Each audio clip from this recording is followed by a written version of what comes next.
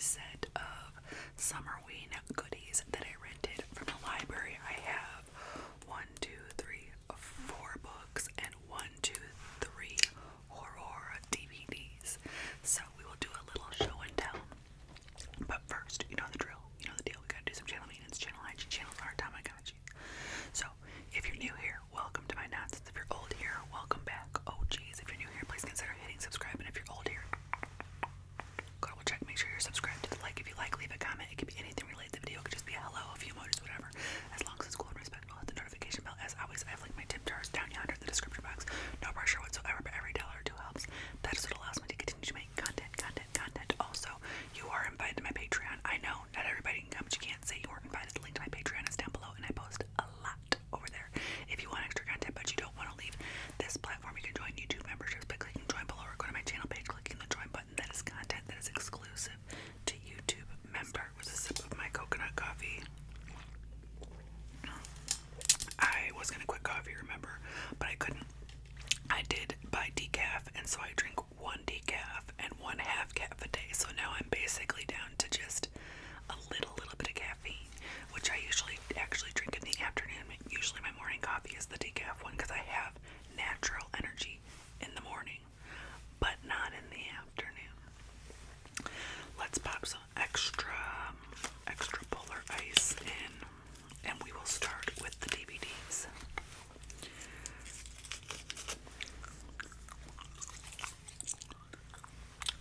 Okay, my son told me this is a good one, and I still have not watched it yet, so I'm looking forward to it, and it is called Smile,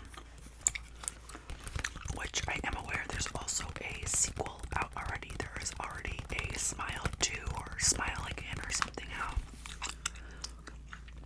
It says once you see it, it's too late. Once you see it, it's too late. Haunting, unnerving, and scary as hell.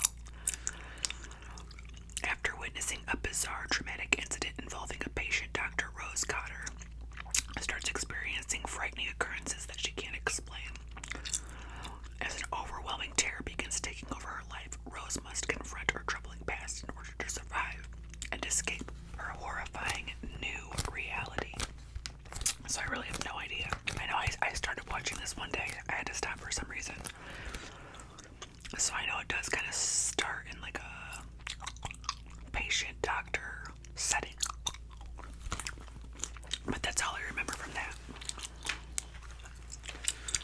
And then I know this one is going to be crap because I've heard it's crap time and time again. I still want to watch it.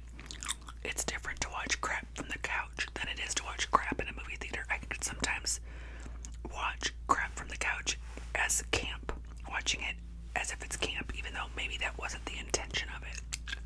So we'll see. And this is based on a book. It is called The Watchers, or Watchers. It might just be Watcher. No, there's a little the. There's a little the. So this is Watchers. And I know it's crap because it's an M. Night Shyamalan. Well, Shauna Night Shyamalan, from the producer M. Night Shyamalan. It's a Shyamalan. Might be his daughter, but still a Shyamalan. And I hate all of those except for there's one I like. Dakota Fanning is as captivating as ever.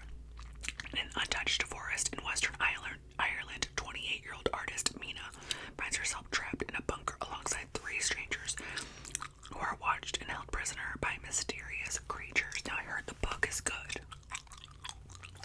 So, if the movie sucks, that's not going to take... I might still read the book, you know? And that is Watchers. This one has been on my list for a long time. I even started it one day, but I fell asleep. Didn't even really start it. I put it on, rolled over, and fell asleep. So I can't say I fell asleep because it was boring. I just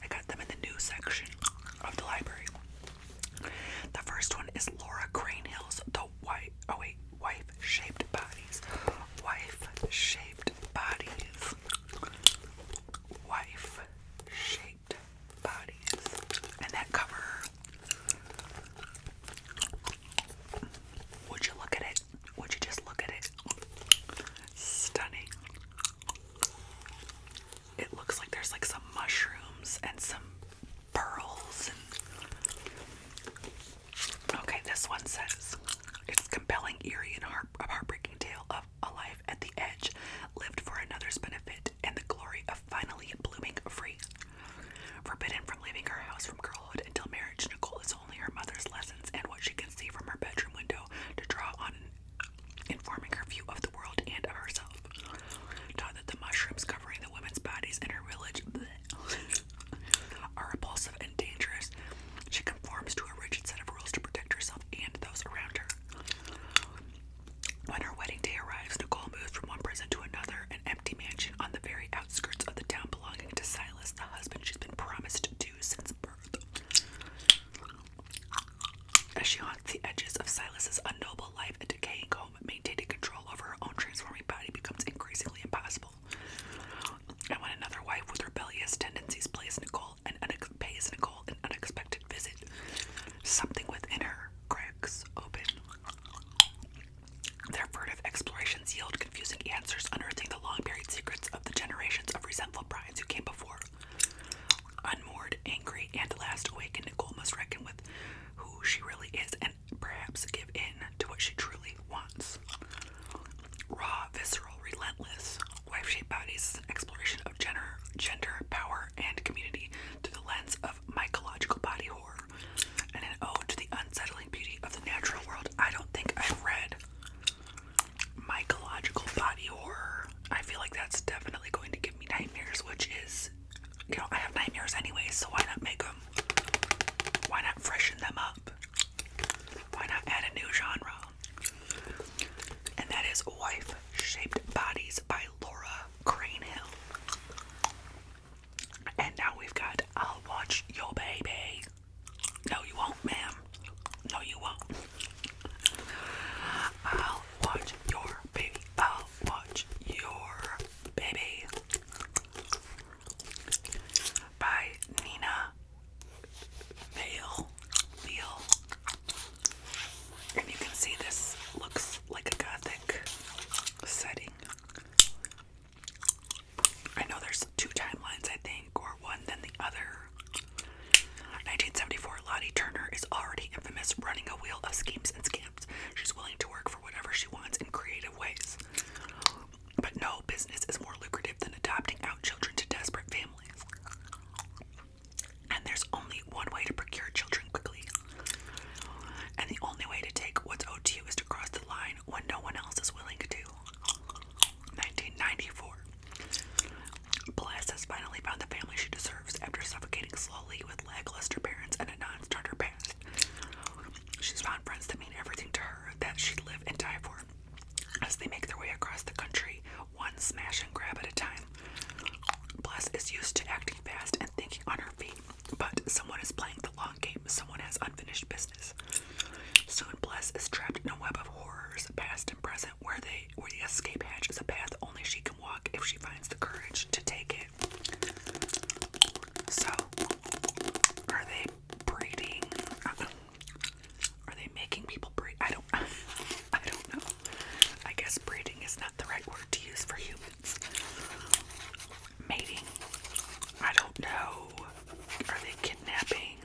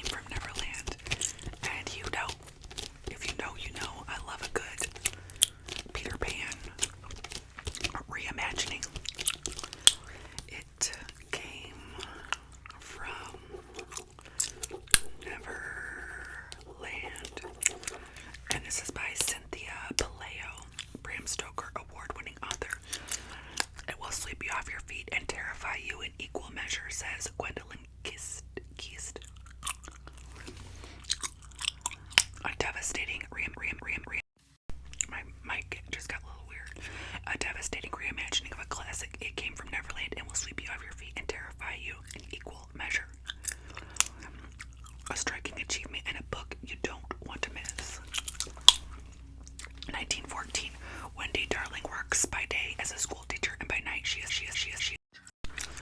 who have returned home from the Western Front. There's one mysterious patient who, despite all the care they've given him, is in a deep sleep, unable to wake up one night when he murmurs the words, Peter Pan. Wendy is thrown back to a darker time, one that she wishes she could forget. When one of her students goes missing, it brings back memories of when children went missing and were later found murdered in London many years ago. Wendy is convinced that Peter Pan, the entity that she believes killed those children, is back. She and her brothers had a close encounter with Peter Pan after all, but her brothers only remember Peter Pan and Neverland as fantasy childhood games. When another child goes missing and signs start to point to Wendy, Scotland Yard digs into old reports, finding that Wendy knew the names of all the children who had been killed. As Wendy tries to prove her innocence, she also has to find a way to stop Peter Pan once and for all. That sounds so good. So it came from Neverland. And the last book, I've heard so many good things about this. I think I might have read another, I'm not sure. Sarah Gailey is the author, and the title is Spread Me. Spread Me. So it looks like it's going to be another gross type of horror. Author of Just Like Home, that's not the one. Maybe I haven't read one by this author. Terrifying and tantalizing. Made me blush so hard I cried. Is that a thing? Can you blush so hard? I've never experienced that. Spread Me glistens just like John Carpenter's sexy thing full of lusty lichen and creamed jeans.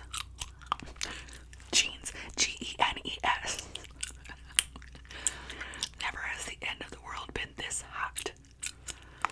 A pure giddy delight of erotic horrors. An erotic horror story will leave you scandalized, terrified, and delighted. A timely reminder that although we humans might have learned to fear nature, and it remains always beautiful, and life will find a way. What did I get myself into? A strange specimen hiding deep in the desert in search of a place to hide. It may have just found the perfect person. Kinsey has her dream job as the team leader in the remote research outpost. She loves the isolation, the way the desert keeps temptations from the civilian world far out of reach. When her crew discovers a mysterious specimen buried deep in the sand, Kinsey breaks quarantine and brings it inside. Smart, Kinsey. Smart. But the longer it's there, the more her carefully controlled life begins to unravel. Temptation has found her after all, and it can't be ignored any longer. One by one, Kinsey's team realizes the thing they're studying is in a search of a new host, and one of them is the perfect candidate. I'm scared now. A virus. A virus she desperately wants, and it seems to want her right back. You know what this is giving?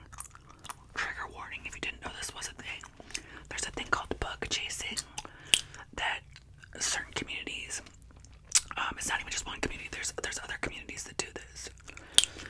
Because I've heard of two groups that do that. But they like chase STDs. And I think it's badass to like collect them, and even like the ultimate ones. And then once they have the ultimate ones, they've achieved. And then they're free to do like, then they're in like that club of people that have. It's a thing. It's a thing. There was a documentary